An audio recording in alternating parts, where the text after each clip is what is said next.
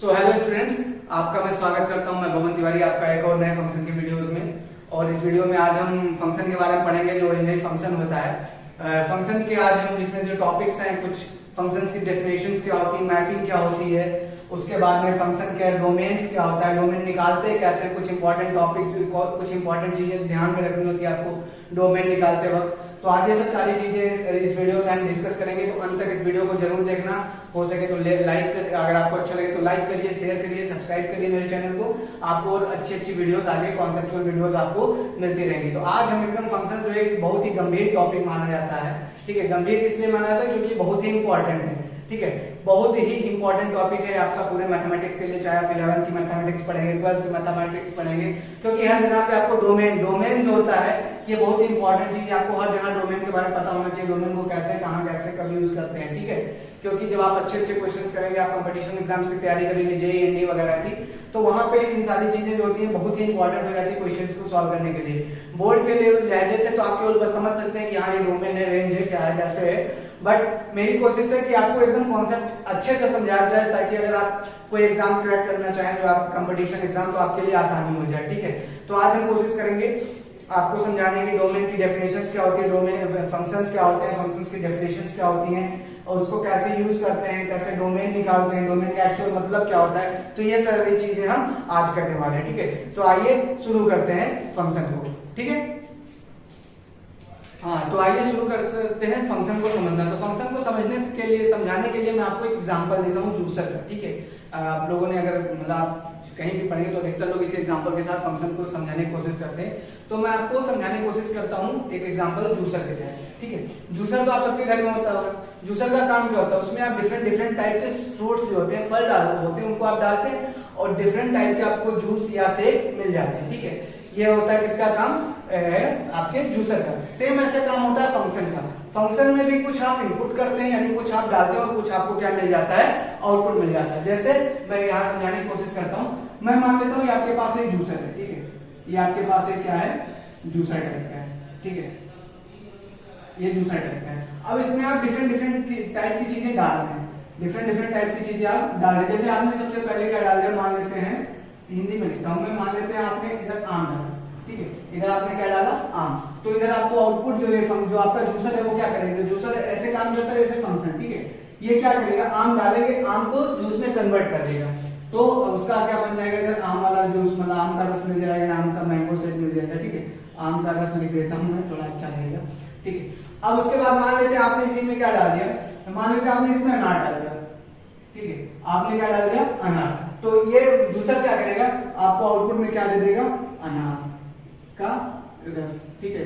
रस ही लिखता हूँ, जूस लिखना, जूस लिख देता हूँ, चलो ठीक है। ये आपको दे देगा अनार का जूस, ठीक। अच्छा, आम अनार हो गया। और कोई एक फल डाल देता हूँ, मान लेते हैं मैंने इसमें केला डाल दिया, ठीक है। मान लेते हैं जूसर में हमने केला डाला, केला डाला तो हमको आउटपुट में क्या मिल जाएगा, इधर केला डालेंगे तो इधर क्या मिल जाएगा, केले का शेक मिल जाएगा, ठीक है। जूस लिखना अच्छा नहीं है, केले का शेक, इधर क्या मिल जाएगा मुझे, केले का शेक मिल जाएगा। तो जूसर क्या है, जूसर एक केवल एक इंटरमीडिएट है, केवल एक क्या है, इंटरमीडिएट एक माध्यम है, जिसके तहत क्या होता है, आप आम डालते हैं तो आम का रस दे देता है, आप अनार डालते हैं तो अनार का जूस दे देता है, आप केला डालते हैं तो आपको क्या दे देता है, केले का शेक दे देता है। तो ये सारी जो चीजें हैं ये किसी फंक्शन की इनपुट कहलाएंगी। ये फंक्शन है, मान लेते हैं ये हमारा क्या है, फंक्शन है। तो ये सारी क्या कहलाएंगी, इनपुट, ठीक है। ये सारी चीजें क्या कहलाएंगी, इनपुट। आप कुछ डाल रहे हैं, आप कुछ इसमें डाल रहे हो, आपको कुछ क्या मिल रहा है, आउटपुट। और ये सारी चीजें आपकी क्या कहलाएंगी, आउटपुट। समझ में आ गई बात। तो ये आपने इनपुट डाला और ये आपको क्या मिला, आउटपुट। तो ऐसा ही काम क्या होता है फंक्शन का। फंक्शन में हम कुछ वैल्यूज अपनी तरफ से डालते हैं, कुछ वैल्यूज उसमें डालते हैं, कुछ इनपुट करते हैं, तो हमको कुछ क्या दे देते हैं, आउटपुट। तो जो चीजें हम इनपुट करते हैं, समझ रहे हैं, ध्यान से सुनिए, जो चीजें आप इनपुट करते हैं, जो चीजें आप जूसर के उसमें डाल रहे हैं, ये सारी इसकी डोमेन कहलाती है।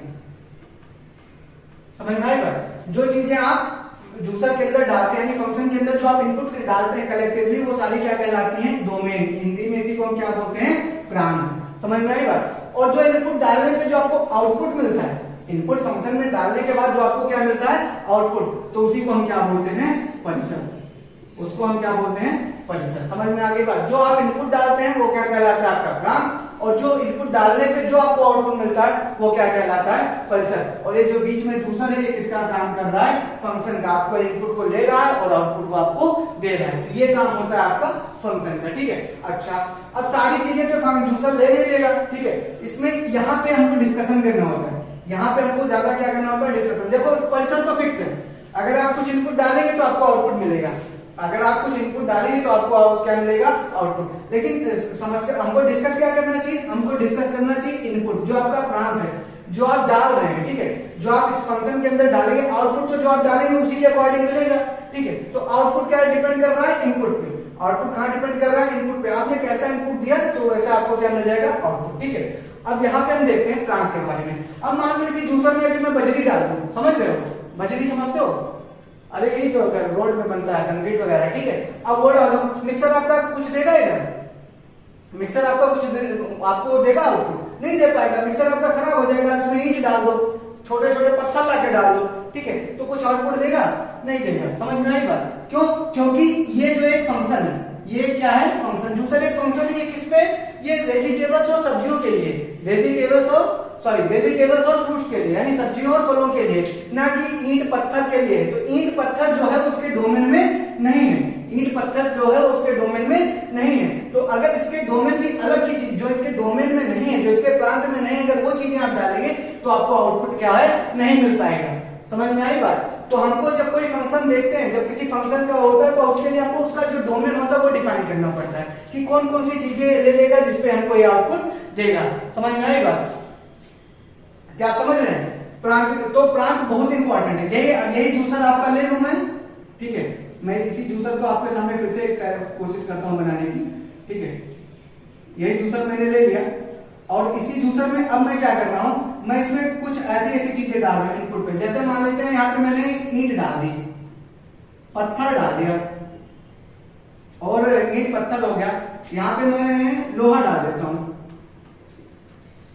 तो अब आउटपुट की बात करते हैं। तो जब मैंने ईंट डाला तो ये अपना जो जूसर है, जो फंक्शन है, गुस्सा जाएगा। वो बोलेगा बेटा क्या कर रहे हो तुम, मैं ईंट में बेचारा नरम चीजें सब्जी और फलों के लिए बनाओ, तुम मुझे ईंट डाल रहे हो। इसका मतलब हम ही मूर्ख हो, हमको मूर्ख बोलेगा।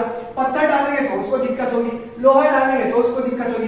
तो इन प्रकार की इनपुट जो उस फंक्शन के रिलायबल ही नहीं, उस पे आपको कोई आउटपुट नहीं मिलेगा। समझ में आई बात, उस पे आपको कोई आउटपुट नहीं मिलेगा, क्योंकि ईंट डालने पर आपको इधर कुछ भी आउटपुट नहीं मिलने वाला। ना पत्थर डालने पे आपको कुछ आउटपुट मिलेगा, ना लोहा डालने पे आपको कुछ आउटपुट मिलेगा, क्योंकि ये सब इसकी डोमेन में ही नहीं है। ये सारी चीजें ये जो फंक्शन है इसकी डोमेन में ही नहीं है, फंक्शन इस पे काम ही नहीं कर पाएगा।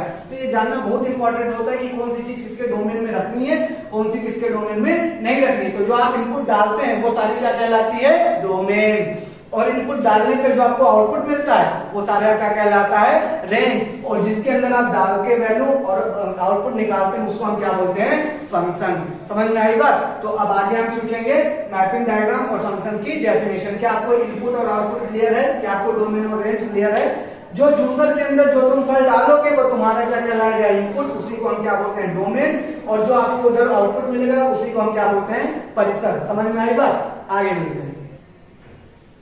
हाँ, तो अब क्या करते हैं, अभी तक हमने फ्रूट वगैरह का एग्जांपल देखा, ठीक है, कि कैसे डोमेन क्या इनपुट क्या आउटपुट होता है। अब एक रियल वैल्यूड फंक्शन लेके देखते हैं। हमने एक फंक्शन लिया y बराबर fx। ये लिखने का तरीका होता है, y होता है आउटपुट, fx जो होता है ये हमारा फंक्शन होता है। इसके अंदर जो x लिखा है वो क्या होता है, इनपुट। इसको एक बार समझ लेते हैं। जैसे ऐसे लिखा रहेगा y बराबर fx, ठीक है, y बराबर क्या लिखा रहेगा, fx। तो ऐसा होना चाहिए इसको, ऐसे देखो f और इसके अंदर x, यहाँ पर ये x हमारा क्या होता है, इनपुट। ये हमारा जूसर है, इसके अंदर हम इनपुट डालेंगे तब हमको y के रूप में कुछ ना कुछ क्या मिलेगा, आउटपुट। ये नोटेशन होता है फंक्शन लिखने का, f फिर x, ठीक है। ये इनपुट, f के अंदर आप f कोई फंक्शन होगा, उसके अंदर आप कुछ इनपुट डालेंगे, कुछ वैल्यू डालेंगे, तब आपको कुछ आउटपुट वही मिलेगा, ठीक है। तो यहाँ कर लेते हैं, हमने लिखा y बराबर fx। y बराबर fx हमारा कोई एक फंक्शन है, और fx कौन सा फंक्शन है, x स्क्वायर। fx कौन सा फंक्शन है, x स्क्वायर। तो हम इसको ऐसे लिख सकते हैं, y is equal to x square. अब इसमें क्या है, x में आप इनपुट डालेंगे तो y को आपको क्या मिलेगी, आउटपुट। x ये हमारा कोई एक फंक्शन है x स्क्वायर, इसमें x यहाँ पर आप इनपुट डालेंगे, जब x की वैल्यू आप इनपुट करेंगे तो y के यहाँ पर आपको क्या मिलेगा, कुछ ऐसा आउटपुट मिलेगा जो आप y की वैल्यू होगी। जैसे अगर आप x की वैल्यू 1 डालेंगे तो 1 का स्क्वायर करके कितना आ जाएगा 1, तो y की वैल्यू क्या होगी 1। तो 1 इनपुट करने पर आपको 1 क्या मिला, आउटपुट। 2 इनपुट करेंगे तो 2 का स्क्वायर कितना हो जाएगा 4, तो 4 क्या हो जाएगा आउटपुट। उसको ऐसे समझते हैं, ठीक है। तो ये हमारा मान लेते हैं एक सेट A है, एक सेट B है, ऐसे नाम दे देते हैं, ठीक है। और ये हमारा इनपुट है, ये हमारा क्या है इनपुट। ये वैल्यूज हम x यहाँ पर डालेंगे तो हमको इधर क्या मिलने वाला है, आउटपुट मिलने वाला है, ठीक है। अब चलो एक एक वैल्यू करके डाल के देखते हैं। तो सबसे पहले -2 जब x स्क्वायर यहाँ पर आप डालेंगे तो ये हो जाएगा y बराबर -2 का स्क्वायर, तो y की वैल्यू क्या हो जाएगी, और सॉरी x स्क्वायर से x लिखते हैं, ठीक है। ये हमारा x इनपुट है और ये हमारा y आउटपुट, इससे ज्यादा बेटर क्लियर होगा।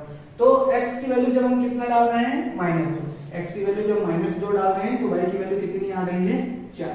तो x की वैल्यू -2, जब -2 आप इनपुट कर रहे हैं तो आउटपुट कितना निकल के आ रहा है 4। तो हमने इस तरह से तीर बना दिया कि x की जब आप -2 इनपुट करेंगे तो आउटपुट आपका कितना निकलेगा 4।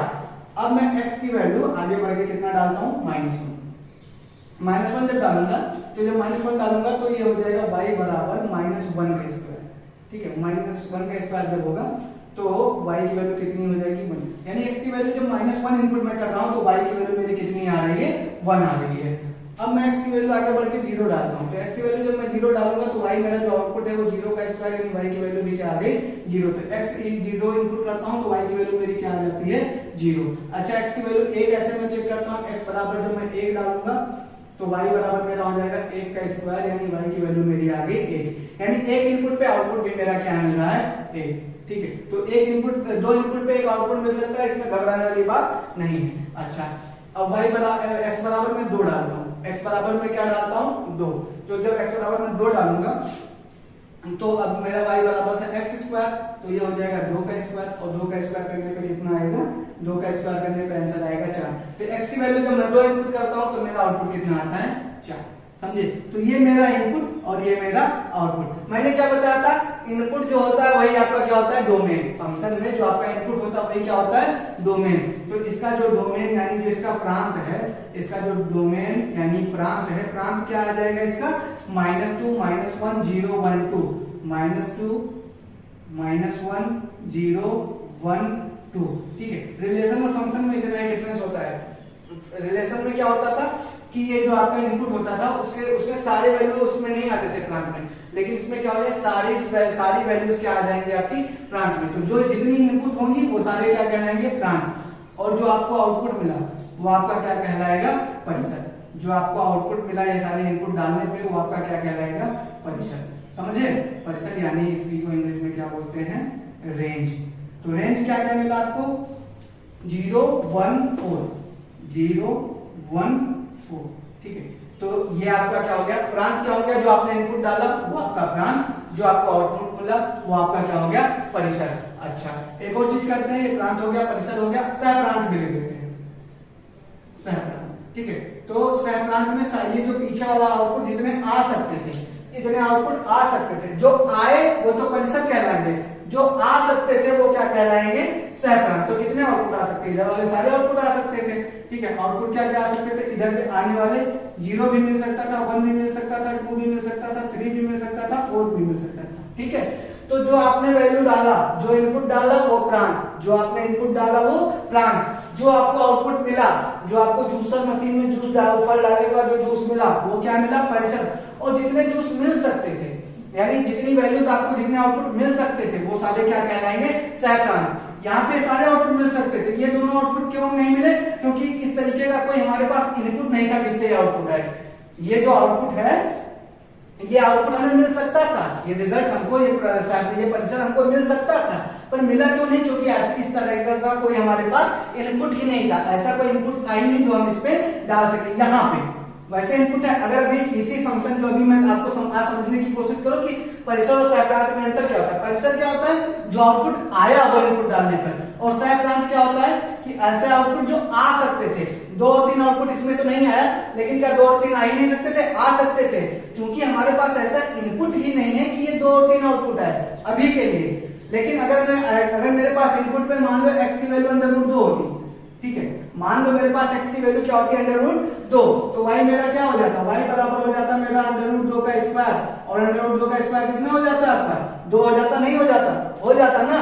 तो चूंकि अभी हमारे पास ऐसा इनपुट था ही नहीं कि 2 और 3 आउटपुट है, इसलिए इनको हमने रहने से बाहर रखा है, समझे बात। तो जो आप इनपुट डालेंगे वो डोमेन, जो आपको आउटपुट मिलेगा एक्चुअल में वास्तव में वो आपका रेंज, और जो आउटपुट आ सकता था यानी पीछे वाले जितने सेट में जितने एलिमेंट होंगे वो सारे क्या हो जाएंगे आपके सहप्रांत हो जाएंगे, ठीक है। तो जो आप इनपुट डालेंगे प्रांत, आउटपुट परिसर, और जो आउटपुट मिल सकता था वो आपका क्या हो जाएगा सहप्रांत हो जाएगा। समझ में आई बात, ठीक है। तो अब हम फंक्शन की डेफिनेशन समझते हैं, ठीक। तो आइए अब फंक्शन की डेफिनेशन देखते हैं, ठीक है। फंक्शन की डेफिनेशन क्या होती है, जो डेफिनेशन यूज की जाती है, तो क्या लिखा हुआ है डेफिनेशन में, लिखा है f a से b, इसका मतलब a से b यानी सेट a आपका इनपुट होगा और सेट b में आपका मतलब सेट a आपका डोमेन होगा, प्रांत होगा, b आपका सहप्रांत होगा, is considered as a function f such that a से b is considered as a function if every element in domain set a, यहां से आपको समझना है, is considered as a function if every element in domain set a has exactly one output in codomain set B.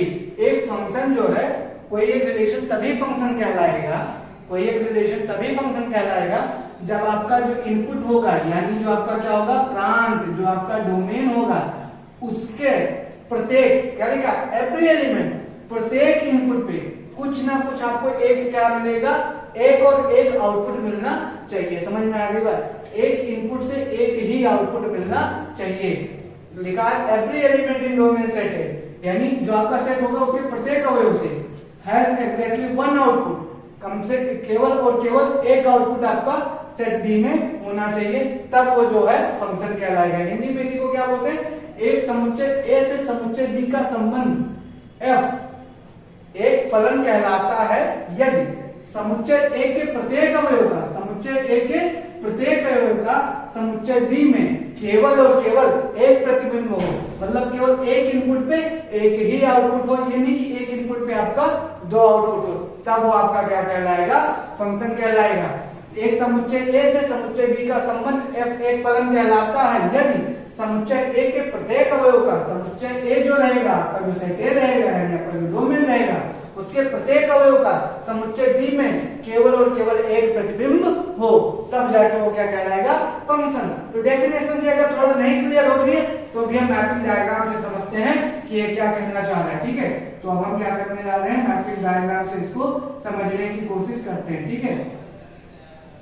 हाँ, तो mapping diagram से इसको समझते हैं। जैसे मान लेते हैं हमारे पास एक ऐसा है इनपुट ए बी सी और यहाँ पे कुछ आउटपुट है आपका पी क्यू आर, तो ये आपका डोमेन है, आपका कोडोमेन हो गया। अब क्या कह रहा है कि every element in domain set है। अच्छा, अब मैं आपसे पूछूंगा कि कौन सा फंक्शन है, इस डेफिनेशन के अकॉर्डिंग कौन सा फंक्शन नहीं है। आपको क्या बताना है कौन सा, मैं अभी यहाँ पे 4 5 6 करके ऐसे बना के दे रहा हूँ आपको, और आपको बताना है कौन सा फंक्शन है और या कौन सा फंक्शन नहीं है। तो सबसे पहले मैं क्या बनाता हूँ, एक ऐसा एरो डायग्राम बनाता हूँ, ऐसे ऐसे और ऐसे। अब मैं आपसे पूछता हूँ बताओ ये फंक्शन है कि नहीं है, ठीक है। तो आपको क्या बोलना है कि every element in domain set है, मतलब प्रत्येक जो आपका सेट है इसके प्रत्येक अवयव से एक चीज निकलनी चाहिए।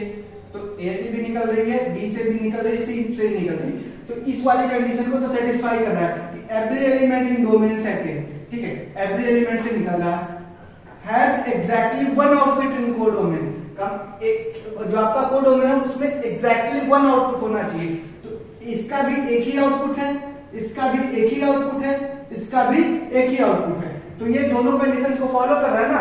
अब हिंदी में देख लेते हैं, समुच्चय ए से समुच्चय बी का संबंध एक फलन कहलाता है यदि समुच्चय ए के प्रत्येक अवयव का, तो इसका प्रत्येक अवयव का भैया हो रहा है, समुच्चय बी में केवल और केवल एक प्रतिबिंब हो, इसका ये प्रतिबिंब कहलाता है।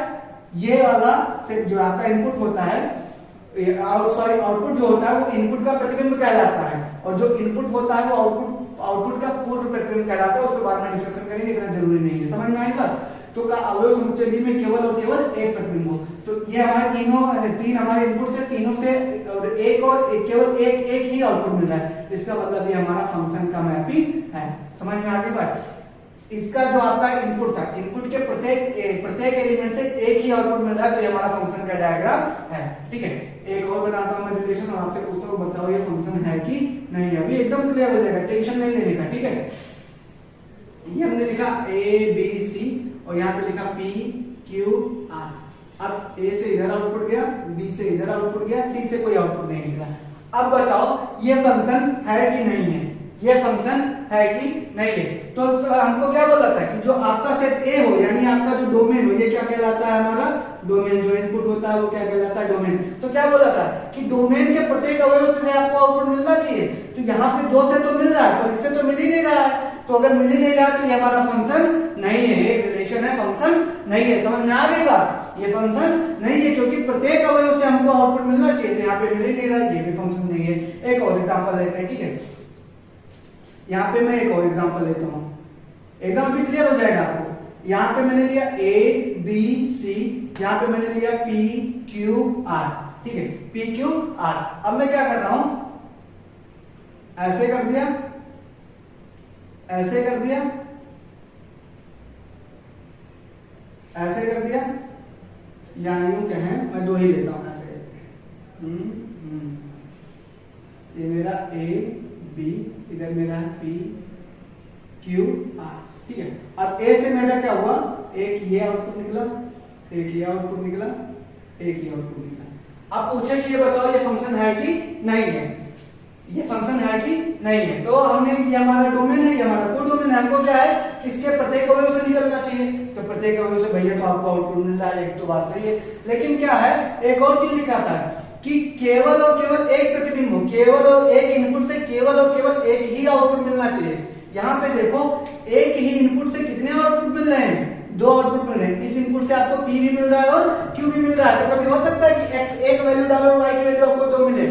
जैसे मान लो y बराबर आपका कोई एक फंक्शन है, मान लेते हैं x स्क्वायर। अब x की वैल्यू तुम 1 डालो तो तुमको उत्तर में 1 भी मिल जाए और 2 भी मिल जाए, मतलब 2 आंसर मिल जाए। ऐसा हो सकता है? नहीं हो सकता। ऐसा समझो पुराने जमाने में क्या होता था कि 2 रानियों के एक राजा हो सकते थे, 2 रानियों के एक राजा हो सकते थे, लेकिन एक रानी के 2 राजा नहीं हो सकते थे। समझ में आती बात? तो ये हमारा फंक्शन नहीं है। एक रानी के 2 राजा भैया कतई स्वीकार नहीं होगा, तो ये हमारा फंक्शन नहीं है, क्योंकि एक ही इनपुट से कितने आउटपुट मिल रहे हैं, 2, और जब एक इनपुट से 2 आउटपुट मिल जाए तो वो फंक्शन नहीं होता है। समझ में आ गई बात? ये अच्छा, अब एक और बनाने की कोशिश करते हैं। हमने लिखा ए बी सी, ठीक है, और यहाँ पे लिखा पी, ठीक है, क्यू आर, ठीक है, थोड़ा दूर दूर लिख देते हैं जिससे थोड़ा क्लियर हो जाए। A B C P Q R. अब ए से भी आपको आउटपुट पी मिला, बी से भी आपको आउटपुट पी मिला, और सी से आपको आउटपुट क्यू मिला। और मैं पूछूं ये बताओ ये फंक्शन है कि नहीं है, तो आपका क्या राय है इस पर?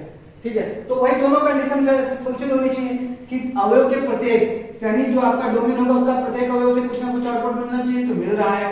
और क्या होना चाहिए कि जो आपका इससे केवल और केवल एक एक आउटपुट मिलना चाहिए, तो इससे एक ही आउटपुट पी मिल रहा है, इससे भी एक ही आउटपुट पी मिल रहा है, और सी से एक ही आउटपुट मिल रहा है, तो ये हमारा फंक्शन है। एक बार फिर से कंफ्यूज नहीं होना चाहिए। हमने क्या बोला कि इसके प्रत्येक अवयव से आउटपुट मिलना चाहिए, मिल रहा है। अब प्रत्येक अवयव से केवल और केवल एक आउटपुट मिलना चाहिए, तो इसके लिए कितना मिल रहा है पी, बी से कितना मिल रहा है पी। तो ये मत कंफ्यूज हो जाना कि इन दोनों से दो आउटपुट मिल रहे हैं। इसके लिए भी पी मिल रहा है, इसके लिए भी पी मिल रहा है। लेकिन अगर ऐसा हो जाता कि ए से क्यू मिलता और ए से आर मिलता तब फंक्शन नहीं होता, जैसे इसमें हुआ था, ए से पी भी मिल रहा था और ए से क्यू भी मिल रहा था, एक इनपुट से 2 आउटपुट मिल रहे थे, तो ये फंक्शन नहीं था। लेकिन यहाँ दो डिफरेंट आउटपुट से एक इनपुट, सॉरी, 2 डिफरेंट इनपुट से एक आउटपुट मिल रहा है, तो ये हमारा फंक्शन है। जैसे कि मैं आपको एग्जांपल बताता हूँ, fx बराबर एक्स स्क्वायर का, यानी y बराबर एक्स स्क्वायर का। x की वैल्यू आप -1 डालेंगे, x की वैल्यू -1 डालेंगे तब भी आपको 1 मिलेगा, और x की वैल्यू जब आप 1 डालेंगे तब भी आपको y की वैल्यू क्या मिलेगा, 1 मिलेगा। यानी 2 अलग अलग इनपुट पे एक आउटपुट मिल सकता है, बट एक इनपुट पे 2 अलग अलग आउटपुट नहीं हो सकते। समझ में आ गई बात? एक इनपुट से 2 अलग अलग आउटपुट मिल सकते हैं, ठीक है।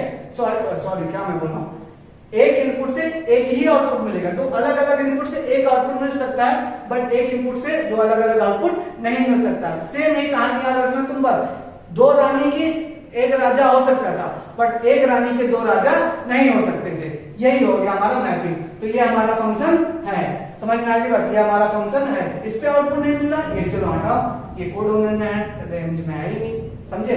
तो ये कुछ थे हमारे फंक्शन के मैपिंग डायग्राम। आशा करता हूं कि आपको समझ में आया होगा। केवल दो चीजें देखनी होती, प्रत्येक से आउटपुट, प्रत्येक इनपुट से कुछ ना कुछ आउटपुट मिले, और आउटपुट ऐसा मिले कि एक इनपुट से एक ही आउटपुट मिले। ये नहीं कि एक इनपुट डाल के आपको एक वैल्यू डाल के दो आउटपुट मिल रहे हैं, तो वहां पे आपको फंक्शन थप्पड़ मार देगा, बोलेगा बेटा क्या कर रहे हो, ठीक है। तो अब चलते हैं डोमेन की तरफ और डोमेन के क्वेश्चंस सॉल्व करने की कोशिश करते हैं। उससे पहले ग्राफ के बारे में थोड़ा सा डिस्कस करते हैं, ठीक है।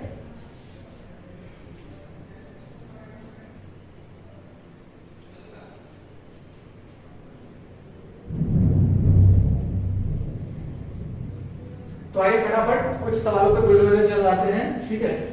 लिखा है निम्नलिखित, बताइए निम्नलिखित संबंध फलन है या नहीं है। एनसीईआरटी के लिए आपके क्वेश्चंस हैं, ठीक है। तो इनको एक बार डिस्कस कर लेता हूं जिससे आपको एनसीईआरटी सॉल्व करने में प्रॉब्लम ना हो। अभी हमने मैपिंग से सीखा था, उसी के तरीके से इन सवालों को करेंगे। हमको 3 सवाल दिया है, इसमें बोला कि कुछ रिलेशन दिए हैं और आपको बताना कि ये रिलेशन फंक्शन हो सकते हैं या नहीं हो सकते। तो फटाफट के अंदाज में शुरू करते हैं इनको सॉल्व करना, ठीक है। सबसे पहले पहला आंसर सॉल्व करते हैं, पहला क्वेश्चन सॉल्व करते हैं। इसमें क्या बोला, रिलेशन दे रखा है 2 1 3 4 2, मतलब 2 1 का 1 है, फिर 3 1 का है, 4 2 का प्रिमिटिव में है। हमको बोला है कि बताओ ये आपका फंक्शन है कि नहीं है। तो इसको करने के लिए क्या करना है, बहुत सिंपल सा सवाल है बेटा। क्या करेंगे, सबसे पहले जो पहला वो होता है वो इनपुट होता है।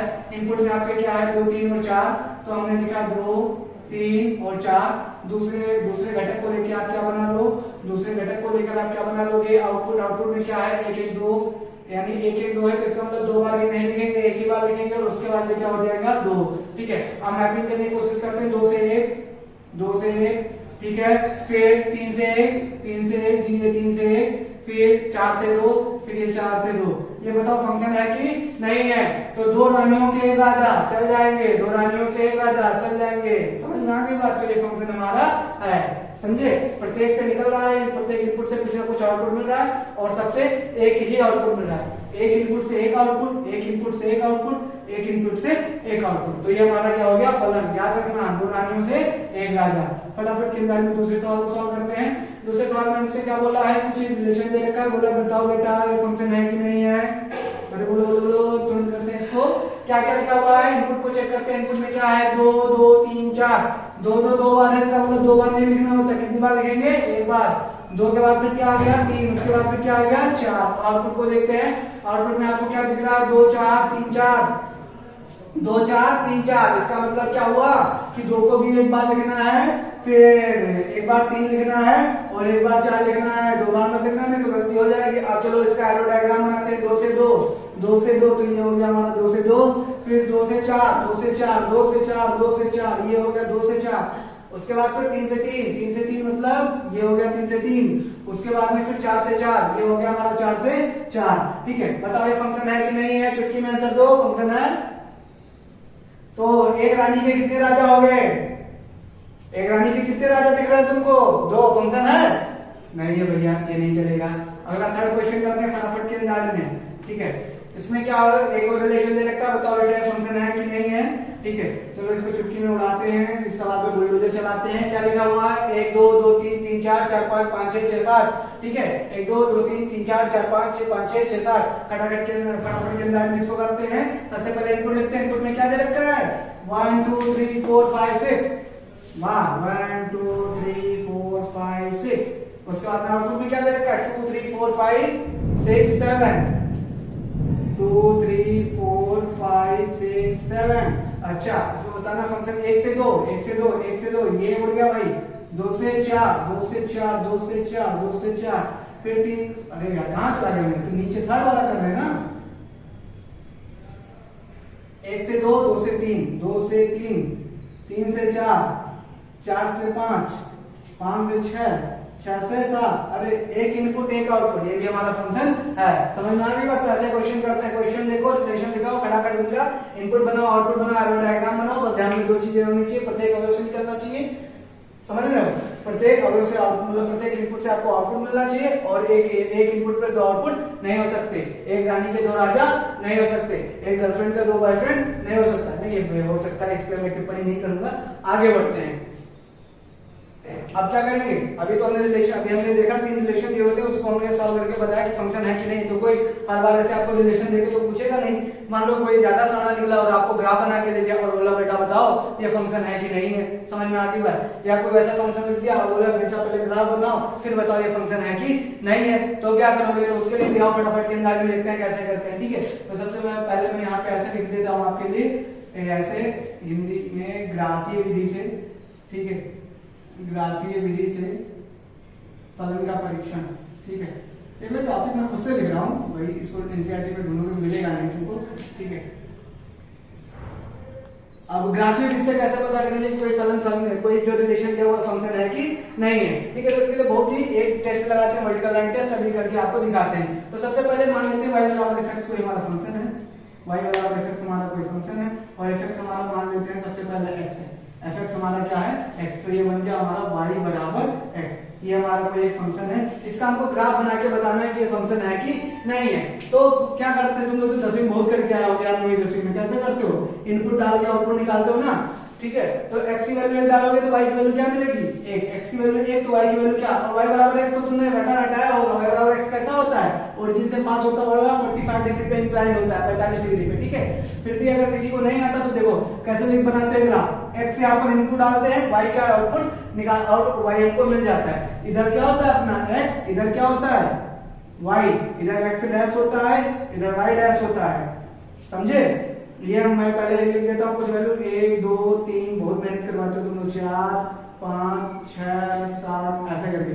इधर भी मैं कुछ लिख देता हूँ 1 2, थोड़ा मतलब सिमेट्रिक टाइप का है जिससे ग्राफ अच्छा हो जाए, 4 5 6 7। इधर का इनपुट मैं लिख दूं 1 -1 -2 -3 -4 और इधर भी -1 -2 -3 -4 ऐसे करके होता है। ठीक है, अब इस पे क्या होता है y बराबर x का ग्राफ बनाते हैं। ठीक है, x की वैल्यू 1 तो y की वैल्यू क्या, x बराबर 1 डालोगे, x बराबर 1 तो y की वैल्यू क्या मिल गई 1, तो यानी x बराबर 1 पे y की वैल्यू 1, यहाँ पे मिल गया x बराबर 2 पे y की वैल्यू 2, x बराबर 2 पे y की वैल्यू 2, x बराबर 3 पे y की वैल्यू 3, x बराबर 4 पे y की वैल्यू 4, तो ये मेरा बन गया ग्राफ। ठीक है, और ये सब रटा होगा तुमने, तो ये मेरा बन गया y बराबर x का ग्राफ, थोड़ा टेढ़ा बना है उसको नजरअंदाज करिएगा।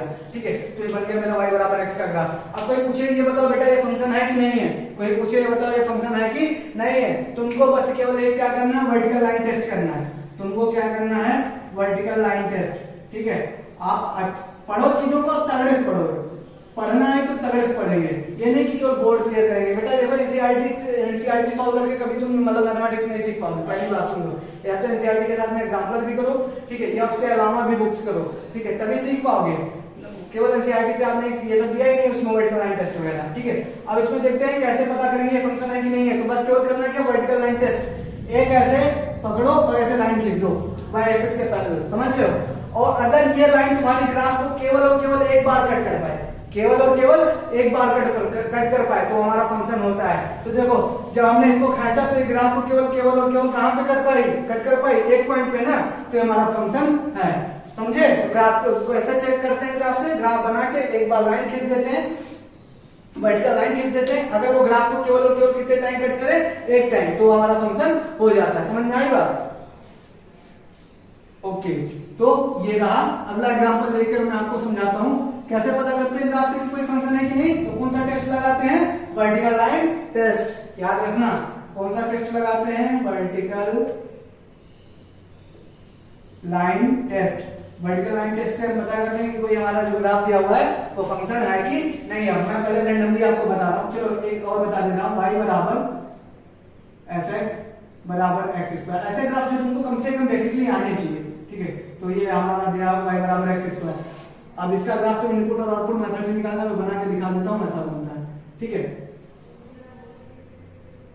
ये y बराबर x स्क्वायर का ग्राफ हो गया। कोई पूछे बताओ ये फंक्शन है कि नहीं है, तो केवल क्या करना है, आर उठाओ चला दो, आर उठाओ चला दो। कितने पॉइंट पे कट किया इस फंक्शन इस ग्राफ को, केवल और केवल एक पॉइंट पे। तो ये आपका जो ग्राफ बना है ये y बराबर एक्स स्क्वायर एक फलन है, एक फंक्शन है, ठीक है, कोई दिक्कत। अच्छा एक और चेक करते हैं, y बराबर एफ एक्स बराबर मैं एक्स क्यूब ले लेता हूँ, y बराबर एक्स क्यूब का ग्राफ कैसा बनता है, याद कर लेना ये सारे ग्राफ, ठीक है, ये सारे ग्राफ याद कर लेना। तो ये ग्राफ कैसा बनता है, ये कुछ ऐसा आता है और ऐसा बन जाता है, अच्छे से नहीं बना, ठीक है, कुछ ऐसा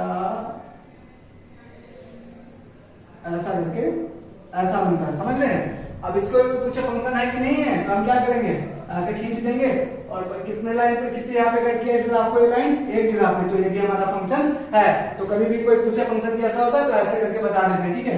आगे बढ़ते हैं, एक दो ग्राफ और लेके मैं आपको समझाता हूँ कौन सा फंक्शन है कौन सा फंक्शन नहीं, ठीक है। एग्जाम्पल लेता हूँ मैं, एग्जाम्पल अगला लेता हूँ आपको बताने के लिए, एक्स बराबर वाई स्क्वायर, x बराबर वाई स्क्वायर। देखो लास्ट तक टीचर होगी वीडियो में, तुमको एक से एक मतलब एकदम झनाटेदार, एकदम तगड़ा, मतलब मजेदार कॉन्सेप्ट मिलेंगे। x बराबर वाई स्क्वायर, कोई पूछे ये बताओ ये बेटा आपको है कि नहीं है, तो इसका ग्राफ जो बनाओगे तुम इनपुट और आउटपुट मेथड से बना के देख लेना, इसका ग्राफ कैसा बनेगा,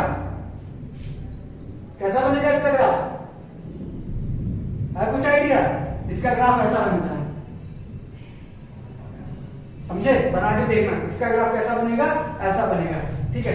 अब जब ऐसा ग्राफ बनेगा तो अब इस पे क्या करेंगे, हमको तो पता करना है, मतलब कोई क्वेश्चन पूछा बताओ ये ग्राफ जो दिया हुआ ये फंक्शन है कि नहीं है, तो तुम क्या करोगे, आरे लेके काट दोगे, आरे लेके काटोगे, कितने पॉइंट पे कट कर रहा है, यहाँ पे भी और यहाँ पे भी, 2 पॉइंट पे कट किया ना, 2 पॉइंट पे कट किया तो फंक्शन है कि नहीं है, नहीं है ना, तो ये हमारा फंक्शन नहीं है। ऐसे पता करते हैं, और एग्जाम्पल ले लेते हैं, चलो हमको वैसे ग्राफ बनाते हैं रैंडमली तुमको समझाने के लिए, ठीक है।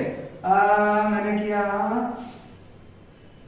चलो मैं साइन का बना देता हूँ, ठीक है, अभी मैं इस पे वो नहीं लिख रहा हूँ कौन सा वैल्यू कहाँ होता है, ठीक है, ये बस ये समझो मैक्सिमम वैल्यू 1, ये होता है -1 और ये अगर पाई पे 0 बनता है तो वो सब। अब कोई पूछिए जो ग्राफ बना ये फंक्शन है कि नहीं है, तो क्या बताओगे, फंक्शन है कि नहीं है, तुमने क्या किया, ऐसा लाइन कट किया, एक जगह पे कट करी, फंक्शन है।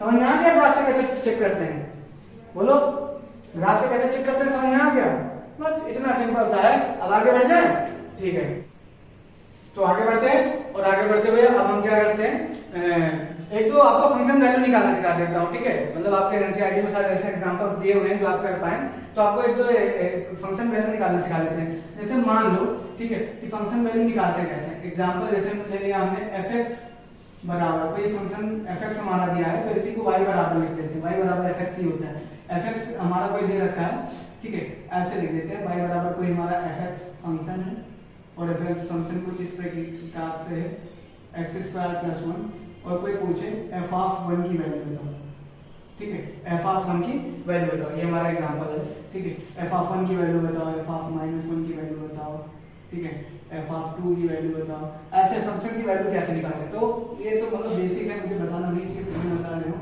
f(1) निकालोगे तो यानी जहां पे x है वहां पे क्या डाल देना है आपको, 1, तो 1 डालोगे तो ये हो जाएगा 1 + 1 और 1 ऐड करोगे कितना हो जाएगा 2, ठीक है। f(-1) निकालोगे तो ये हो जाएगा x यहाँ पर आपको -1 डाल देना, तो -1² + 1, ठीक है, -1² करोगे 1 + 1 कितना हो गया 2। f(2) अगर निकालोगे तो f(2) का मतलब जहां पे x है वहां पे आपको 2 डाल दोगे, तो 2² + 1 यानी 2 दूनी 4 हो गए 5, ठीक है, समझ में आ गया बात। अच्छा अब एक y बराबर fx ले लेता हूँ और एक फलन ले लेता हूँ 1/x-1, और मैं आपसे पूछूं f(1) की वैल्यू बता, ठीक है, यहाँ पे ये जान के क्वेश्चन दिया मैंने क्योंकि अभी इसका काम आएगा हमें, ठीक है, f(1) की वैल्यू बताओ, तो आप करेंगे कि y बराबर fx हमारा है और fx क्या है, y बराबर fx, और तो सीधा मैं ले देता हूँ y बराबर है 1/x-1, और मुझे x की वैल्यू क्या डालना है, इनपुट क्या डालना है 1, तो जब मैं 1 डालूंगा तो y बराबर मेरा हो जाएगा 1/1 - 1, तो ये हो जाएगा y = 1/0, और यहाँ पे हमको क्या हो गया दिक्कत, कभी भी हम नीचे 0 बन जाता है तो इनडिटरमाइन हो जाता है, अनडिफाइंड हो जाता है, ये क्या हो जाता है अनडिफाइंड, ठीक है, तो यहाँ पे मैथमेटिकल रूल जो ऑपरेशन है वो फॉलो नहीं हो पाते, तो ये हमने f(1) की वैल्यू निकाली, क्या आई अनडिफाइंड आई, ठीक है, तो इसका भी हम आगे यूज करेंगे, ठीक है, ये अनडिफाइंड हो गया। अब आगे बढ़ते हैं, तो अब हम सीखेंगे प्रांत निकालना। कोई फंक्शन हमको दिया रहेगा, हर बार मैं वो आपको वो नहीं दिया जाएगा कि फलाना से फलाना डिफाइन है आप बताओ, ठीक है। आपको फंक्शन दिया जाएगा और आपसे पूछा जाएगा इसका प्रांत बताओ, किन किन इनपुट्स के लिए डिफाइन है, किन किन इनपुट्स को पे ये आपको आउटपुट देगा। तो आपको इस बार इनपुट फाइंड करना होगा खुद से। पहले क्या होता था, उसे आपको सेट बना के दे देना था, फिर वहां से आपको बताना होता ये फंक्शन है कि नहीं है। इस बार क्या बोलेगा, आपको बोलेगा ये फंक्शन है, लेकिन ये फंक्शन है तो बताओ कौन कौन से इनपुट को ये लेगा, कौन कौन से इनपुट को ये नहीं लेगा। तो इस बार आपको ये बताना कि कौन कौन सा इनपुट इसमें चल जाएगा, कौन कौन से इनपुट पे सॉरी बोल के थप्पड़ मार देगा, ठीक है। तो कुछ इसमें कॉन्सेप्ट होते हैं, क्योंकि अभी देखो प्रांत के क्वेश्चन बहुत तगड़े तगड़े बनते हैं, प्रांत के क्वेश्चन बहुत तगड़े तगड़े बनते हैं, लेकिन वो तगड़े तगड़े क्वेश्चन मैं आपको तब कर पाऊंगा जब आप धीरे धीरे चीजें सीखते जाएंगे। जैसे अभी जो इसमें क्वेश्चन आएंगे एकदम इजी इजी आएंगे, लल्लू टाइप के, ठीक है, क्योंकि अभी आपको कॉन्सेप्ट बिल्ड करना है। इसके आगे जब आप चलेंगे, जब आप ट्रिग्नोमेट्री पढ़ेंगे तो उस चैप्टर में भी आपको मैं प्रांत के क्वेश्चन कराऊंगा। जब मैं आपको लॉग पढ़ाऊंगा तो लॉग में भी आपको प्रांत के क्वेश्चन कराऊंगा। यानी हर चैप्टर वो जो मैं पढ़ाऊंगा उसमें आपको प्रांत का क्वेश्चन मैं जरूर करवाऊंगा, क्योंकि तभी जाके आपका स्ट्रांग हो पाएगा प्रांत पूरा। अभी तो आपके दो तीन चीजों पे बेसिक में आपको प्रांत का जो बेसिक आइडिया होती है प्रांत को कैसे करते हैं उन्हीं टाइप के क्वेश्चन में लेकर आपको, ठीक है, समझाने की कोशिश करूंगा। तो प्रांत का सबसे मतलब क्या होता है, प्रांत का मतलब क्या होता है, ऐसा इनपुट जिस पे आपको आउटपुट मिल सके। तो सबसे पहले स्टार्ट करता हूं मैं एक एग्जांपल से। सबसे पहले मैं स्टार्ट करता हूं एक एग्जांपल से। आपको एक एग्जांपल fx बराबर दे रखा है 1/x, fx बराबर 1/x, और आपसे पूछा इसका प्रांत बताओ। आपसे इसको पूछा कि क्या बताओ भैया, इसका क्या बताओ प्रांत, ठीक है। चलो तब इसका प्रांत बताते हैं, ठीक है। अब जब कभी भी किसी भी फंक्शन का आपको प्रांत बताना हो तो फंक्शन के पास जाओ, उससे बात करो, उससे पूछो बेटा किस वैल्यू पे तुमको दिक्कत होगी, किस वैल्यू पे तुमको दिक्कत होगी। ये मत सोचो कि कौन कौन सी वैल्यू तुम ले लोगे, उससे पूछो बेटा तुमको किस किस वैल्यू पे दिक्कत होगी। जिस वैल्यू पे उसको दिक्कत हो उस वैल्यू को निकाल दो, बात खत्म। समझ रहे हो, जिस वैल्यू से तुमको क्या हो दिक्कत, उस वैल्यू को हटा दो, बस वही हमारा प्रांत हो जाएगा, ठीक है। तो ये fx बराबर दिया हुआ 1/x, fx बराबर दिया हुआ 1/x, ठीक है। अब इससे पूछेंगे, इससे बात किया जब मैंने, तो एक चीज ध्यान रखना, कुछ कॉन्सेप्ट कुछ काम की चीजें होती है, ठीक है। जब कभी आपका परिमेय वाला फलन हो, ठीक है, ये सब थोड़ा काम की बातें हैं। ये जब आपका परिमेय फलन हो, परिमेय मतलब रैशनल टाइप का, ठीक है, ऐसे px/qx, ठीक है, px/qx टाइप का जो फलन हो, तो जो qx जो होता है, सबसे पहले px से बात ही नहीं करनी, बात किससे करनी, qx से। qx जहां पे 0 हो रहा होगा, qx जहां पे 0 हो रहा होगा उस वैल्यू को आपको हटा देना है। qx जहां पे 0 हो रहा होगा उस वैल्यू को आपको क्या कर देना है, हटा देना है। ऐसे x को क्या करना है, ऐसे x को हटा देना है, ठीक है, हटा देना है, ठीक है। आपको जो बटे में चीज है वो कभी 0 बनने नहीं देंगी, ऐसा इनपुट डालना ही नहीं जिसको क्या बन जाए 0, क्योंकि अगर बटे में 0 तुमने पढ़ा होगा 1/0 क्या हो जाता है, अनडिफाइंड हो जाता है। 1/0 क्या हो जाता है, अनडिफाइंड हो जाता है। तो अगर बटे में 0 आ गया तो फिर वो आपका फंक्शन नहीं रह पाएगा, ठीक है। तो जब कभी पढ़ने वाले फलन हो तो उसमें क्या करना है हमको, कि जो आपका बटे में चीज होगी, ठीक है, इसको हर बोलते हैं, इसको अंश बोलते हैं, इसको हर बोलते हैं। तो जो हर की वैल्यू होगी, हर जहां पे 0 बन रहा होगा ऐसे इनपुट्स को आपको हटा देना। उसके बाद बाकी सारी चीजें क्या हो जाएंगी, आपके डोमेन में आ जाएंगी। तो पहली चीज ये हमको मतलब जब आप क्या निकालेंगे डोमेन, तो ध्यान रखना है कि जो आपका हर है वो 0 बनने नहीं देना है। ऐसा इनपुट डालना ही नहीं कि जिसपे 0 बने, तो ऐसा थप्पड़ मारेगा फंक्शन कि मतलब होस्ट ठिकाने आ जाएंगे, ठीक है। तो ऐसे x को हटा देना है जिसपे आपका जो qx है, जो नीचे वाली चीज है, जो आपका हर लिखा हुआ वो क्या बन रहा हो, 0। तो अब इस कॉन्सेप्ट को यूज करके इससे बात करते हैं, ठीक है। अच्छा 1/0 डिफाइंड हो जाता है, जरा सा इस पे चर्चा कर ले 1 मिनट लगा के, ठीक है। तो मान लेते हैं जैसे हमने लिखा हुआ 15, ठीक है, 15 को मैं 3 से डिवाइड करता हूँ, 15 को मैं 3 से डिवाइड करता हूँ, और मान लेते हैं मेरा आउटपुट कितना आता है, 5, 3 × 5 = 15, मेरा आउटपुट कितना आएगा, 5, ठीक है।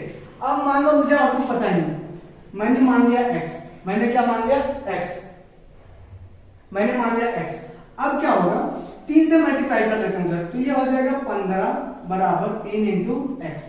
15 बराबर क्या हो गया, 3 × x। अब x की कोई ना कोई एक ऐसी वैल्यू होगी जो यहाँ पे डालूंगा तो मेरा 15 बन जाएगा, ठीक है, कोई ना कोई x की एक ऐसी वैल्यू होगी जो यहाँ पे इनपुट जब मैं डालूंगा तो 15 बन जाएगा। जैसे x की वैल्यू में 5 डाल दूं, तो x की वैल्यू में 5 डालूंगा तो 5 3 क्या बन गया 15।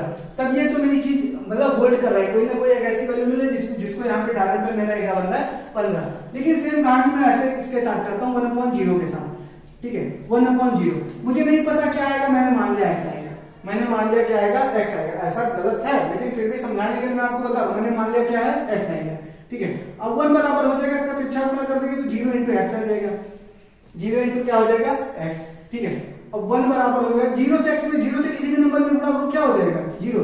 यहां से 1 आपका किसके बराबर आ गया 0 के, तो चमत्कार है तो हो गया, ये जो हुआ चमत्कार ही हो गया। 1 कभी 0 बराबर हो सकता है नहीं हो सकता, यानी इसमें मैथमेटिकल ऐसे एक्सप्रेशन का मैथमेटिकल ऑपरेशन लगा ही नहीं सकते। मैथमेटिकल ऑपरेशन क्या होता है जोड़ भाग, जोड़ गुणा, मतलब जोड़ घटाव गुणा भाग, समझे, तो लग ही नहीं सकता। तो इसलिए हम इसको क्या बोल देते हैं अनडिफाइंड। तो हमको ध्यान में रखना होता है कि फंक्शन का जो अभी जब आपका पन्ने फलन होगा तो उसके हर में जो वैल्यू आएगी उसको आपको 0 नहीं बनने देना है। अगर आपने 0 बना दिया तो बेटा वहां पे आपको फंक्शन क्या हो जाएगा गुस्सा हो जाएगा, ठीक है। तो डोमेन निकालते हो ये बस एक चीज ध्यान रखो क्योंकि अधिकतम क्वेश्चन इसी के आते हैं ऐसे अभी बेसिक्स लेवल पे, ठीक है। तो इस पे जब बात करेंगे इस फंक्शन से, तो ये फंक्शन हमसे कहेगा कि भैया x की वैल्यू मुझे कुछ भी डालो मुझे दिक्कत ही नहीं है, x की वैल्यू कुछ भी डालो मुझे दिक्कत ही नहीं है, बस केवल x की वैल्यू क्या ना डालो 0। जैसे तुम x की वैल्यू 0 डाल दोगे तो ये क्या बन जाएगा अनडिफाइंड, जैसे x की वैल्यू 0 डालोगे तो 1/0 क्या बन जाएगा अनडिफाइंड। तो इसका जो डोमेन है, जो इसका प्रांत है, ये फंक्शन मुझसे बोल रहा है, फंक्शन बोल रहा है कि आपका जो x है वो आप कुछ भी डालो मतलब x belongs to r, r मतलब रियल नंबर, कोई भी वास्तविक संख्या डालो, संख्या रेखा पे जितनी संख्याएं हैं, ठीक है, संख्या रेखा पे जितनी संख्याएं सारी संख्याएं क्या कहलाती है वास्तविक संख्याएं, रियल नंबर। तो ये बोलेगा मुझे मेरे अंदर कुछ भी वैल्यू डालो, मेरे अंदर इनपुट जो है कुछ भी डालो बट केवल क्या ना डालो 0। अगर तुमने 0 डाला एक्सेप्ट 0, इसको ऐसे बोलते हैं एक्सेप्ट 0। अगर तुमने 0 डाल दिया तो इसको क्या हो जाएगा दिक्कत हो जाएगा और फंक्शन हमारा क्या बन जाएगा अनडिफाइंड हो जाएगा। समझ में आ गई बात। तो ऐसे क्वेश्चंस को करने के लिए हम क्या करते हैं, जहां पे हर 0 बनना होगा उसको हम क्या कर देंगे निकाल देंगे। एक और क्वेश्चन लेता हूं मैं आपके सामने, एग्जाम्पल लेता हूं, ये पहला था, दूसरा एग्जाम्पल लेता हूं। y बराबर 1/x - 1, y बराबर 1/x - 1। और मैं एकदम सिंपल सा सवाल मैं पूछूं, इसका डोमेन बताओ, इसका क्या बताओ डोमेन। दिमाग में एक चीज क्लियर है, दिमाग में मेरे एक चीज क्लियर है, बस बात ऐसा जब रेशनल फंक्शन आ जाएगा तो बात किससे करनी है, हर जहां पे 0 बनेगा उस वाले इनपुट को हटा देंगे, बाकी हमारा कोई दिक्कत नहीं होगा। तो सब जब मैं इससे गया तो मैंने इसको पूछा x - 1 को, तो मैंने x - 1 को देखा कि 0 हो कहां है, जहां पे 0 होगा उसको हटा दूंगा। तो x - 1 0 हो रहा है हमारा, x ये -1 उधर जाके क्या हो गया +1। तो x बराबर 1 पे जब x की वैल्यू में 1 डालता हूं तो ये मेरा क्या बन जा रहा है, x की वैल्यू 1 डालने पे क्या बन जा रहा है 0। और जब x बराबर 1 डालने पे 0 बन रहा है यानी x बराबर 1, इसको क्या दे रहा है दिक्कत। तो जब इसका मैं प्रांत लिखूंगा, जब इसका मैं क्या लिखूंगा प्रांत यानी डोमेन लिखूंगा, ठीक है। जब इसका मैं डोमेन लिखूंगा तो मैं क्या लिखूंगा x belongs to r, x belongs to r, कुछ भी रियल नंबर डालो सारे को जरा सा भी दिक्कत नहीं, एक्सेप्ट क्या 1 में डालो, तुम 1 डालोगे तो क्या बन जाएगा अनडिफाइंड बन जाएगा। समझ में आ गई बात। एक और एग्जांपल लेते हैं, एग्जांपल नंबर 3, ठीक है। y बराबर 1/x² - 1, y बराबर x 1/x² - 1। पूछ रहा हूं इसका प्रांत बताओ, इसका प्रांत बताओ। तो जब इसका प्रांत मैंने पूछा तो फिर तुम क्या करोगे, कुछ नहीं, अभी ऊपर से तो कोई दिक्कत ही नहीं। दिक्कत कहां दे रहे हैं मुझे, हर से बात करते हैं, पूछेंगे बेटा ये बताओ तुम 0 कहां बन रहे हो, तो उसको 0 के बराबर इक्वेट करते हैं। इससे पूछा तुम 0 कहां बन रहे हो, तो इसने हमको आंसर दिया कि भैया जी ये बताइए -1 है, उधर जाके क्या हो जाएगा +1, ठीक है। अब इधर स्क्वायर है उधर जाके स्क्वायर रूट, ठीक है। तो ये हो गया मेरा ±√1 यानी x ±1। तो ये फंक्शन क्या बोला कि मैं 0 कहां बन रहा हूं, x की वैल्यू जब 1 डालो या -1 डालो, x की वैल्यू 1 डालोगे 1 का स्क्वायर 1 -1 0, x की वैल्यू -1 डालोगे -1 का स्क्वायर 1 -1 क्या हो गया 0। तो ये फंक्शन केवल और केवल कहां पे गुस्सा हो रहा है 1 और -1 पे। तो जब इसका डोमेन लिखेंगे तो ये फंक्शन कह रहा है, चीख के चिल्ला रहा है कि बेटा क्या करो तुम मेरे अंदर कोई भी रियल वैल्यू डाल दो, बस केवल क्या कर दो -1 और 1 को हटा दो। समझ रहे हो। तो हमने -1 और 1 को हटा दिया, x की वैल्यू में कुछ भी डालूं तो कोई दिक्कत नहीं होगी, ठीक है। आगे बढ़ते हैं और क्वेश्चन करते हैं। तो अगला क्वेश्चन लेते हैं, अगला क्वेश्चन आपके सामने, ठीक है। 2 3 4 एकदम बेसिक कर लेते हैं, थोड़ा फिर से कोई कॉन्सेप्ट लाने की कोशिश करते हैं। तो y बराबर अगला क्वेश्चन है आपके सामने x क्यूब माइनस 1 और अपॉन में x माइनस 1। ठीक है, ये क्वेश्चन आ गया आपके सामने ऐसे करके।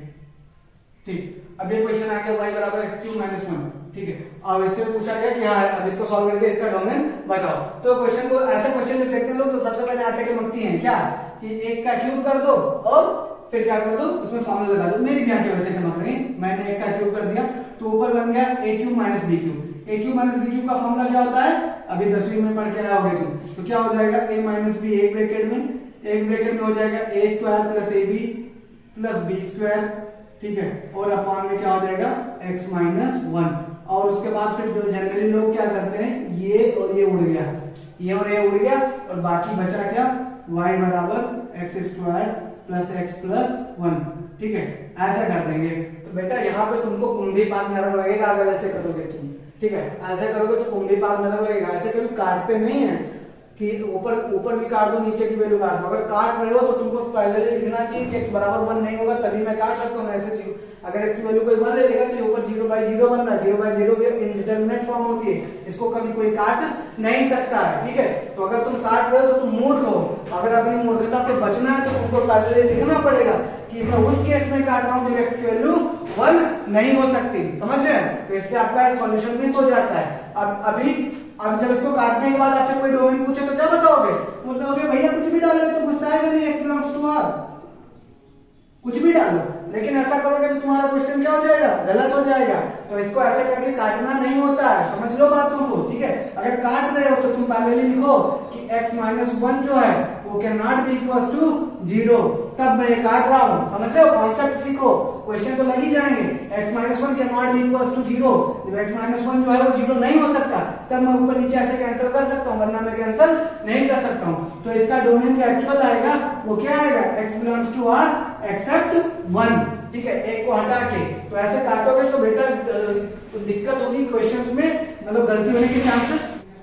तो ऐसे काटने से तुमको क्या हो जाएगी दिक्कत, तो काटना होता है नहीं। ठीक है, तुमको क्यों करना, क्या बात करनी क्यों बाहर से, ऊपर क्या लिखा है वो काटने पीटने कैंसिल करने वाला जो है वो बाहर निकल लेना। ठीक है, जब तुम सवाल करोगे उसको छोटा करने की कोशिश करोगे तब सही है, लेकिन डोमेन निकालते वक्त काटोगे तो दिक्कत हो जाएगी। ठीक है, तो तुमको ऊपर से तो दिक्कत है नहीं, दिक्कत कहाँ है, x माइनस 1 से बात किया, बोले बेटा ये बताओ बाबू मेरे तुम 0 कहाँ बन रहे हो, तो उसने आंसर दिया कि x इधर माइनस 1 हो जाएगा, क्या हो गया प्लस 1, x बराबर 1 पर इसको क्या हो रही है दिक्कत, x बराबर 1 पर इसको क्या हो रही है दिक्कत। ठीक है, तो हमने कहा ठीक है बेटा, तो ये बोलेगा कि आप मेरे अंदर कोई भी वैल्यू डालो, कोई भी इनपुट डालो, x बिलोंग्स टू r, कुछ भी रियल नंबर डालो।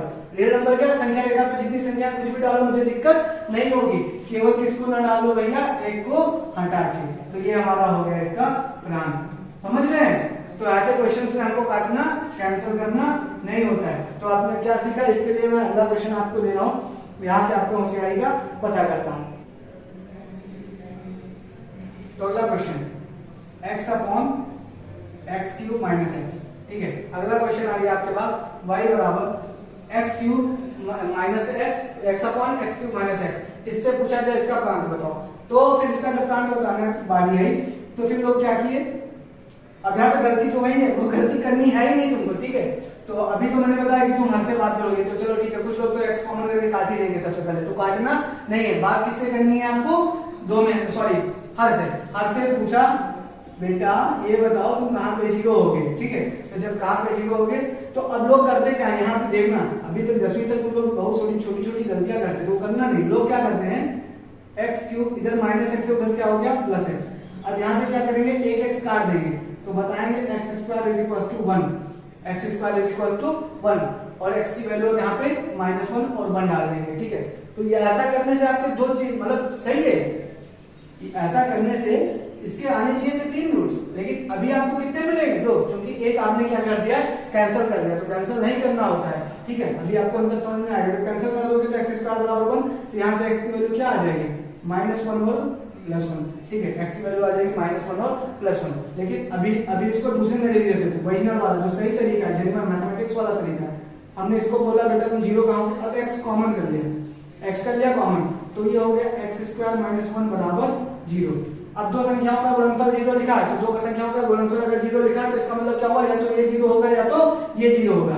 तो अगर x 0 है तो ये वाला 0 नहीं होगा, और अगर ये 0 है x स्क्वायर -1 0 है, तो यहाँ से x बराबर 1 और x स्क्वायर बराबर 1, तो x की वैल्यू होगी +-1, यानी 1 -1 और 1, ठीक है। तो यहाँ से x की कितनी वैल्यूज आई, 3, 0, -1 और 1, और यहाँ से ऐसे सॉल्व करने पर x की वैल्यू क्या आएगी थी, -1 और 1। तो जब मान लो अगर आपसे किसी ने क्वेश्चन में पूछा तो उसमें एग्जाम जो ऑप्शनल क्वेश्चन होगा तो ये भी ऐसे मतलब जो ऑप्शंस रहेंगे ऐसे लिखे रहेंगे, x belongs to R accept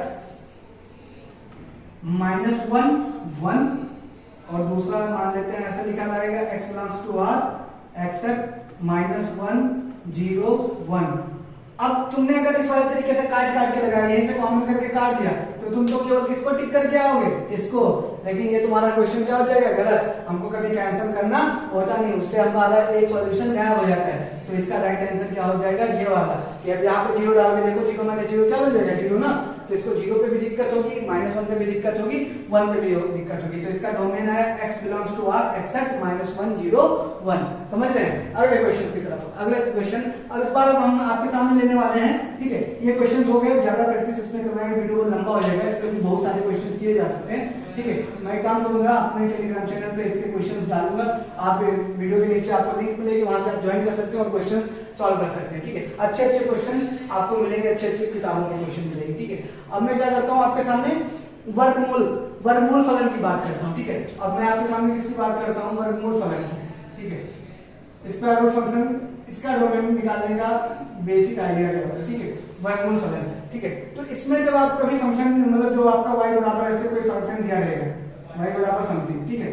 तो जो अब इसमें जो मेन कॉन्सेप्ट जो है, अभी जब हम पढ़ने पर फलन पढ़ रहे थे, तो इसमें हम क्या ध्यान में रख रहे थे कि नीचे जो हल लिखा वो हमको 0 नहीं बनने देना है। वो 0 बन गया तो फंक्शन हमारा क्या हो जाएगा, अनडिफाइंड। वैसे अंडर रूट के लिए क्या तरीका होता है, अंडर रूट के लिए एक चीज होता है कि जो अंडर रूट के अंदर की वैल्यू लिखी है, अंडर रूट के अंदर की जो वैल्यू लिखी है उसको कभी नेगेटिव नहीं बनने देना। अंडर रूट के अंदर की वैल्यू को कभी नेगेटिव नहीं बनने देना, उसको हमेशा या तो कम से कम 0 या 0 से बड़ा रखना, बस। उसके बाद आपको बस चुटकी में आप सवाल करेंगे, ठीक है। और आपको मैंने पढ़ाया था जो वेरिकल मेथड, वो आज यूज होगा, ठीक है। तो अब चलो इसको देखते हैं कैसे करते हैं। मेन आइडिया क्या है कि जो अंडर रूट के अंदर की वैल्यू होगी वो कभी नेगेटिव नहीं हो सकती। अंडर रूट की वैल्यू कभी नेगेटिव नहीं हो सकती। कम से कम कितनी हो सकती है, 0 या 0 से बड़ी, बट नेगेटिव नहीं हो सकती। तो इसी को ध्यान में रख के आइए आगे बढ़ते हैं और क्वेश्चन को सॉल्व करने की कोशिश करते हैं, ठीक है। अच्छा, अगर मैं बता रहा हूँ कि अंडर रूट के अंदर की वैल्यू नेगेटिव नहीं होती तो क्यों नहीं होती, इसका रीजन समझो। मान लेते हैं मैंने लिखा y बराबर अंडर रूट x, ठीक है। मैंने लिखा y बराबर अंडर रूट x। अब x कभी नेगेटिव, x की जो वैल्यू थी कभी नेगेटिव इनपुट नहीं देगा। इसको समझते हैं उल्टा, इधर स्क्वायर है, दोनों साइड स्क्वायर कर लेते हैं। तो स्क्वायर करेंगे तो हो जाएगा y square is equal to x, ठीक है। y square is equal to x। अब देखो ये किसी नंबर का क्या लिखा हुआ है, स्क्वायर। अब बताओ किसी नंबर का स्क्वायर कभी नेगेटिव बन सकता है, किसी नंबर का स्क्वायर करने पे कभी नेगेटिव बन सकता है, कोई भी नंबर ले लो। माइनस का तुम अगर सब देखो, प्लस का स्क्वायर करोगे तो प्लस आएगा ही, प्लस का स्क्वायर करोगे तो प्लस आंसर आएगा, 2 का स्क्वायर करोगे तो 4 आएगा, 3 का स्क्वायर करोगे तो 9 आ जाएगा। लेकिन हम माइनस का स्क्वायर करके देखते हैं। तो जब माइनस का स्क्वायर करके देखेंगे तो मैंने लिया -1 का स्क्वायर, -1 का स्क्वायर करोगे तो 1 आएगा, -2 का स्क्वायर करोगे तो 2 आएगा, -3 का स्क्वायर करोगे तो 3 आएगा, -10 का स्क्वायर करोगे तो +100 आएगा। समझ रहे? यानी कोई ऐसी वैल्यू है ही नहीं जिसका स्क्वायर करने पे नेगेटिव आंसर मिले, कोई ऐसी वैल्यू है ही नहीं जिसका स्क्वायर करने पे हमको क्या मिले, नेगेटिव मिले। तो सेम कॉन्सेप्ट यहाँ हो जाते हैं, y बराबर नोट x था, हमने स्क्वायर कर दिया तो y स्क्वायर बराबर क्या हो गया, x। और y स्क्वायर जो है वो कभी नेगेटिव हो ही नहीं सकते, y स्क्वायर कभी नेगेटिव हो ही नहीं सकता। किसी नंबर का नेगेटिव जो स्क्वायर है वो कभी नेगेटिव हो ही नहीं सकता, हमेशा क्या रहेगा, कम से कम 0 या तो क्या रहेगा, पॉजिटिव। तो इस हिसाब से x हमारा इसके बराबर है, तो x भी क्या हो गया, या तो 0 या तो पॉजिटिव। इसीलिए मैं कह रहा हूं कि अंडर रूट के अंदर की जो वैल्यू होती है वो कभी भी 0 हो ही नहीं सकती, सॉरी कभी भी नेगेटिव हो ही नहीं सकती, या तो 0 या तो 0 से बड़ी। तो इसको ध्यान रखते हुए आइए कुछ क्वेश्चन करते हैं, ठीक है। तो सबसे पहले बेसिक सा क्वेश्चन एग्जांपल लिया आपने, y बराबर अंडर रूट x, y बराबर अंडर रूट x। हमने पूछा अब बताओ इसका तुम प्रांत बता दो, इसका तुम क्या बता दो, प्रांत, ठीक है। तो प्रांत बताने के लिए हमने क्या किया कि हमको क्या करना है कि जो अंदर के इनपुट लिखा है, जो फंक्शन लिखा है, उसको क्या कर देना है, ग्रेटर देन और इक्वल टू 0। उसको हम क्या कर, हमको क्या कर देना है, ग्रेटर देन और इक्वल टू 0। तो इस पे बात करते हैं। तो x ग्रेटर देन और इक्वल्स टू 0, x बोलेगा भैया, x बोलेगा कि आप ये हमारा 0 नंबर लाइन पे बोलेगा 0 या 0 से बड़ी कोई वैल्यू चल जाएगी, ठीक है। तो इसको जब इंटरवल फॉर्म में लिखेंगे तो हम बोलेंगे x बिलोंग्स टू 0 से लेकर कहां तक, इन्फिनिटी, 0 से लेकर कहां तक, इन्फिनिटी। अच्छा 0 भी चल जाएगा कि नहीं चल जाएगा, 0 भी चल जाएगा क्योंकि जो आपका मतलब इनपुट होता है वो 0 एटलीस्ट हो सकता है। तो ये हमने ऐसे लगा दिया, ठीक है, यहाँ पे हमने डांस सेंटर बना दिया, समझे। तो ऐसे क्वेश्चन करते हैं अंडर रूट का, ऐसे निकालते हैं, ठीक है। तो अगला क्वेश्चन लेते हैं आपके सामने, y बराबर x² - 4x + 3 अंडर रूट के अंदर और स्क्वायर रूट के अंदर। तो इसका हम देखते हैं इसको डोमेन कैसे निकालेंगे, ठीक है। तो अपना कॉन्सेप्ट तो क्लियर है, कॉन्सेप्ट क्या क्लियर है कि भैया जो इसके अंदर वैल्यू लिखी है x² - 4x + 3, इसको क्या होना चाहिए, ग्रेटर देन और इक्वल्स टू 0, ग्रेटर देन और इक्वल्स टू 0, या तो 0 से बड़ी हो या 0 के क्या हो जाए, बराबर हो जाए, ठीक है, या तो 0 से बड़ी हो या 0 के बराबर हो जाए। अब इनइक्वालिटी सॉल्व करना है तो सबसे पहले इसका फैक्टर करते हैं। फैक्टर करने के लिए तुमने पढ़ा होगा स्प्लिटिंग द मिडिल टर्म यानी गुणनखंड विधि, ठीक है। गुणा करने पे 3 आएगा 4, तो ये हो जाएगा x² - 3x - x + 3 greater than और इक्वल्स टू 0, ठीक है। अब x कॉमन किया तो x - 3 -1 कॉमन किया तो x - 3 ग्रेटर देन और इक्वल्स टू 0, x - 3 कॉमन किया तो x - 1 ग्रेटर देन और इक्वल्स टू 0, ठीक है। अब हमको क्या करना है, अब हमको सॉल्व करना है, वेरिएबल मेथड लगाना है। इसमें हमने बहुत बार किया, हमने पहले हमारा जो सबसे पहला लेक्चर 1 का दूसरा पार्ट जो था यानी दूसरा का पहला पार्ट जो था उसमें हमने डिस्कस किया हुआ है। तो अगर किसी को डाउट है तो आप जाकर वहां से देख सकते हैं। तो इसके लिए क्या करते हैं, सबसे पहले इसके जो क्रिटिकल पॉइंट्स होते हैं उनको संख्या रेखा पर प्लॉट करते हैं। तो ये 0 कहां बनेगा, जब x की वैल्यू 1 डालूंगा तो ये 1 हो गया मेरा। ये 0 क्या कहां बनेगा, जब x की वैल्यू 3 डालूंगा, ये मेरा 3 हो गया, ठीक है।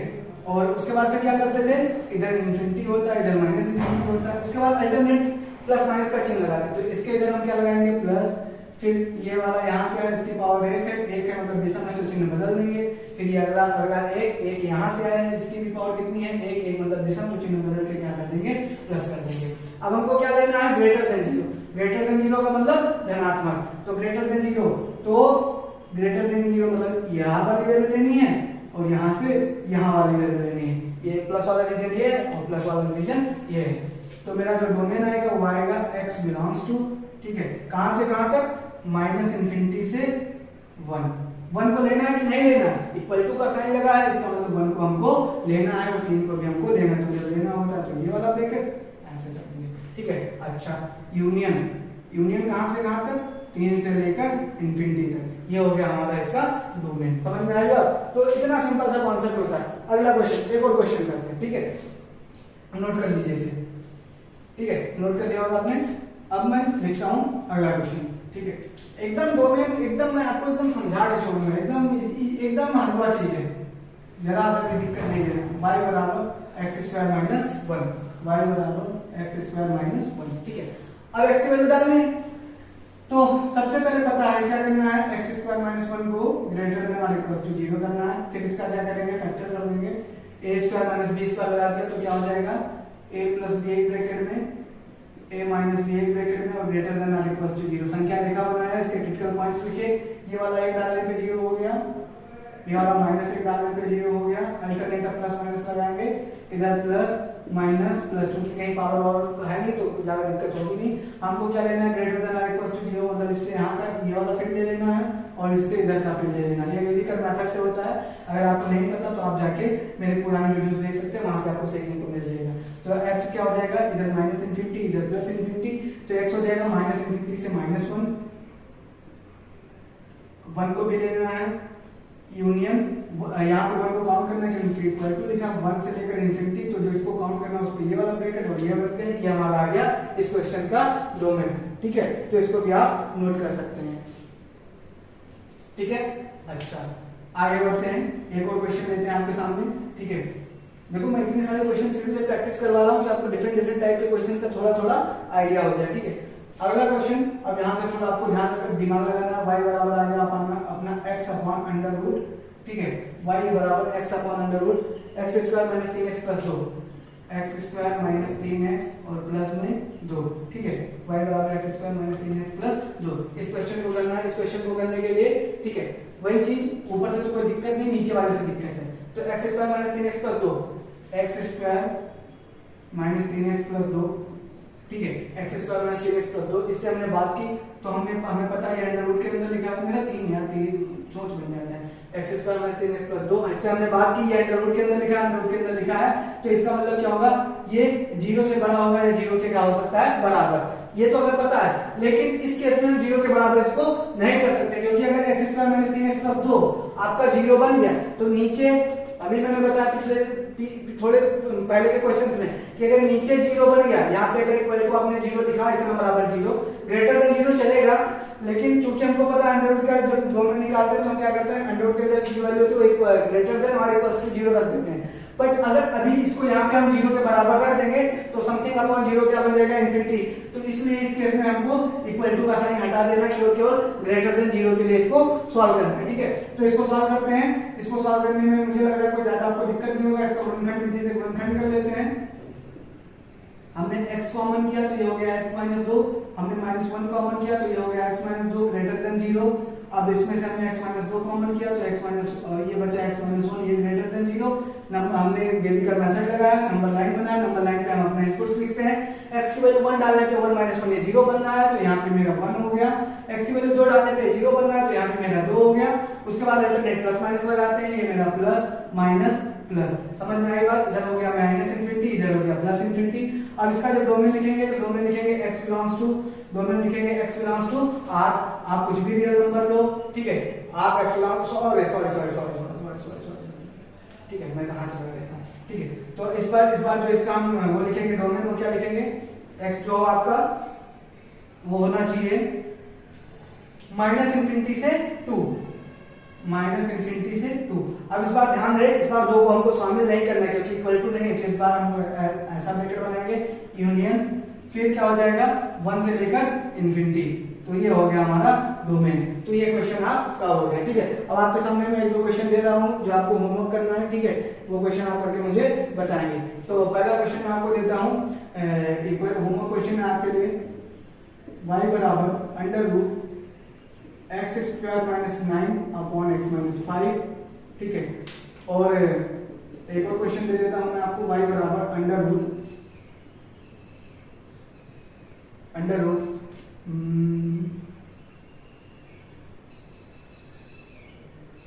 X upon x square minus 4, ठीक है, under root x upon x square minus 4। ये दोनों क्वेश्चन आपके होमवर्क है, इनका आपको डोमेन निकाल के बताना है, ठीक है। इनके डोमेन्स को आपको फाइंड करना है, इनके प्रांत को आपको फाइंड करना है, ठीक है। एक और क्वेश्चन मैं आपको दे देता हूं, ठीक है। क्वेश्चन नंबर 3, y बराबर under root 2x plus 3 plus under root, ठीक है। ये क्वेश्चन आप करके बताएंगे, अगर ये क्वेश्चन आपसे नहीं होगा तो अगले लेक्चर में ये क्वेश्चन मैं आपको डिस्कस करके बताऊंगा, ठीक है। यहाँ पे 2 पार्ट में फंक्शन है, दोनों पार्ट का अलग अलग निकालेंगे, इसका डोमेन अलग निकालेंगे, इसका डोमेन अलग निकालेंगे, फिर दोनों जो डोमेन्स आएंगे आपके अलग अलग फंक्शन का, उनका क्या ले लेंगे, यूनियन ले लेंगे, तो ये भी क्वेश्चन हो जाएगा। तो ये रहा हमारा डोमेन। मैंने अपनी तरफ से अभी बेसिक क्वेश्चंस कराए हैं, अभी मैंने यहाँ पे ट्रिग्नोमेट्री में सॉल्व किए, मैंने लॉगरिथमिक क्वेश्चंस लिए हैं, ठीक है। लेकिन मानिए आपको चैप्टर खत्म होने के बाद जब आपको मैं ट्रिग्नोमेट्री वगैरह पढ़ा लूंगा तो आपको क्विज दूंगा मैं। क्विज मतलब कि आपको प्रीवियस ईयर क्वेश्चन जो आपके जेईई मेंस में आए, अच्छे कंपटीशन एग्जाम्स में आए, इंडिया वगैरह में आए, वो सारे क्वेश्चंस लेके मैं फिर आपको फिर से बताऊंगा। मेरा लॉग पे एक अलग सा वीडियो आएगा, जब लॉग में पढ़ा दूंगा तो फिर आपको मैं लॉग के क्वेश्चंस मिक्स करके कराऊंगा, क्योंकि जेईई मेंस वगैरह में जो क्वेश्चन आते हैं कभी भी अगर डोमेन निकालेगा वैसे नॉर्मली आता नहीं, अगर आ भी जाए तो वहां पे लॉग जरूर इन्वॉल्व होता है, ठीक है। मैंने ऑब्जर्व किया लॉग और ट्रिगो ये दोनों चीजें जरूर इन्वॉल्व होती है, कभी-कभी इनवर्स ट्रिग्नोमेट्री इन्वॉल्व होती है। तो ये रहे डोमेन के क्वेश्चन। अब आप क्या कर सकते हैं, एनसीईआरटी में जो आपके दिया हुआ है वो आप डोमेन के क्वेश्चन आसानी से सॉल्व कर सकते हैं, मुझे नहीं लगता आपको कोई दिक्कत होने वाली है, ठीक है। अब मैं क्या करता हूँ, इसके बाद मैं आपको रेंज के 2-4 सवाल करवा देता हूँ, उसके बाद फिर टाइप्स ऑफ फंक्शन, फिर फंक्शन चैप्टर अपना फिनिश हो जाएगा।